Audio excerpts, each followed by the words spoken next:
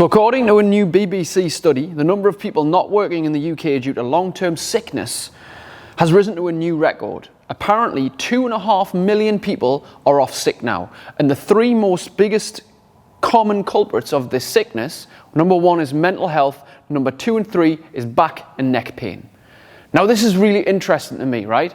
Now, since COVID, more people have sat down at work. A sedentary lifestyle will automatically, within a very short period of time, lead to back and neck pain. Why? Well, where's your neck? Looking down at a phone, looking down at a laptop.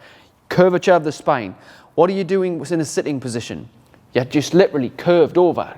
And there's no wonder people are having back problems. If you don't use it, you lose it. You've heard that phrase. So if you're sitting down all day and then you're driving in your car and then you're lying down and sitting down, you're not exercising, then it's no wonder you're getting back and neck problems. So that part of things can be sorted by a good exercise routine.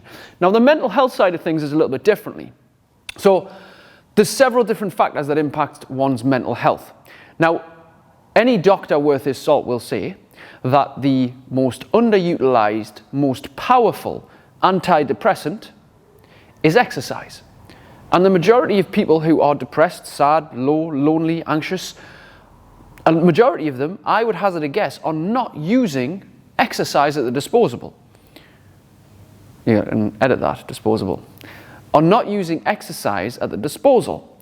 Now, when I say exercise, it might be a gym session, it might be a run or a walk, it might be kettlebells, it might be rowing, it might be swimming, it might be climbing, I don't know. It's some form of physical activity that is good for the body and mind. Because when we are moving, when we are in motion, we are emotive, we are emotionally better. Mental health needs physical support. I'll say that again. Mental health needs physical support. And if you want to take your mental health seriously, you have to be in a physical routine that benefits your mental health. Now, yes, there is a need for counselors and therapists and psychotherapists and all these people who really work in the deeper inner workings of mental health. But a lot of the time, and I've spoken to many people who've been to see one person or another, and they're no better off for talking about their problems. It's great to let it out. It's great to get a weight off your shoulders. But the only real way forward is taking action. Is doing something about it. Now you can't sit and just blame your mental health and expect people to pay you. Yes, I know we're conditioned that way and that might sound controversial. But if you really want to get a handle on it, we've got to start taking responsibility for our own mental health. Yes, there is people who genuinely need medication, but it is estimated that over half of the people prescribed antidepressants don't even need them. And they're getting just thrown pills. And don't get me wrong, pills make a difference. Pills make you feel better. But a lot of people don't want to be on medication. And a lot of people don't need to be. Now, hey, I ain't a doctor, I ain't a therapist, I ain't a counselor, I ain't a brain scientist or a neurosurgeon. I'm just somebody who understands how to impact people. And I've helped thousands of people with their physical and mental health over the last 10 years through physical exercise and mindset techniques. And one thing that is congruent in everybody that I help is that constant need to stay congruent with who they believe they are. And this is why a lot of people struggle to change. And it's the same with everybody. It's why I struggle to change. From a pisshead who went out on a weekend, had 12, 13, 14 vodkas till I was sick, snorted a gram of cocaine, took ecstasy every few months, whatnot, but was regularly intoxicated on a weekend. I'm what I would call a weekend warrior. That was my life during my late teens and my 20s. And I had to change my identity from the party animal who was fucking magnificent on Friday or Saturday night, but was fucking on the bottom come Sunday, Monday, Tuesday, and then trying to navigate the turbulent emotions of what I was doing to my body. And what came as a result of that was not great mental health, because obviously I was intoxicating myself. Now, maybe you're in the position where you're not using drink or drugs or anything else, but you're intoxicating yourself with bad food, which, as we know, when we put weight on and we feel fat and tired and lazy and we haven't got energy, we suffer with the mental health more. We automatically do, because fear itself, which let's call anxiety fear, fear of the future, let's call depression fear of the past. Fear is physical in nature. We feel it in our body. Now, I'm not saying you have to have a ripped six-pack and look like Arnie or look like Sly Stallone or anybody like that, but to have a handle on your body, to be fit, strong, and healthy will help you up here more than you know. And a lot of people don't want to get this into their head. They don't understand it fully. And I'm thankfully one of these people who can have a positive impact on reducing work-rate sickness, on reducing rates of mental health. And I'd go as far as to say reducing rate of male suicide, which is another point I'd like to bring up, because everybody's been affected by it in some way, knowing someone who knows someone else, maybe somebody close to you. And it's mostly males who go down that route. Now, why is that? Now, there's a couple of interesting things about this.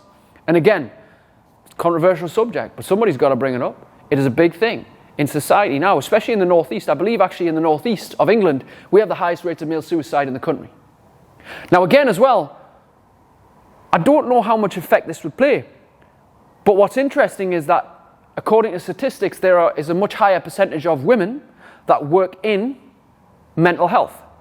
Now, that could be intimidating for a man. I'm not saying it is, but sometimes men can relate a lot more to a man who has been in a similar situation.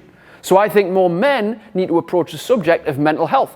Again, it's a stigma. It's a taboo, you know.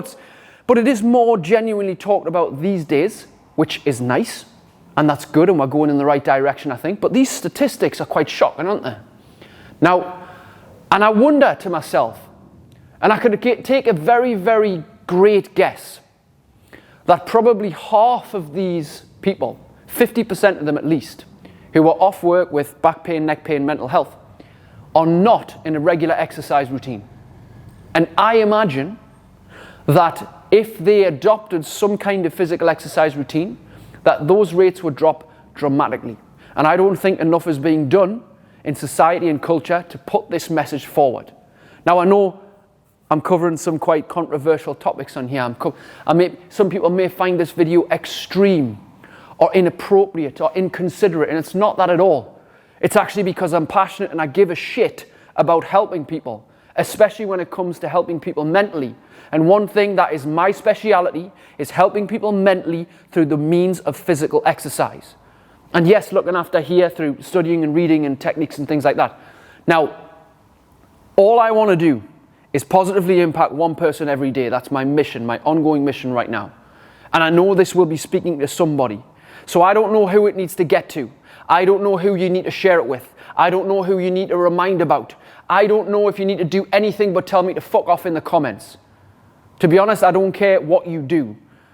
But what I do care about is having an impact and sharing a little bit of a message that needs to be shared more frequently. And that is that physical exercise, a good health routine, should be paramount and a priority to everybody's life, no matter what your situation. Even if you're in a fucking wheelchair, there are athletes in wheelchairs, and we know this.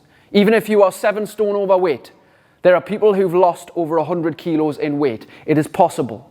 You just have to believe it's possible for you to get into it. And I help people get into it as a lifestyle. And I take great pride in that because I'm not about the 8-week transformation. If you want to get a six-pack and take a photo under magnificent light, I am not the coach for you. However, if you did want to get into fitness as a lifestyle and feeling top of the world in your mental health, maybe that's me. Even if it's not, and you have your eye on somebody, everybody needs somebody. I have a coach myself. I literally have a coach that trains me physically. Because everybody needs somebody else to pull them along, to give them more knowledge and wisdom, to give them accountability, to give them that extra push, to give them that support and say, hey, this is not quite right. How about you do it this way? So hopefully this video finds you well today. And I hope that it's been in some way valuable to your life. And I'll see you soon. How would your life look like with more motivation, energy, and self-control? My second book, Supercharged, is available now, the modern day guide to creating outstanding levels of energy, motivation, and self-control. Head to superchargedbook.com to get your copy right away.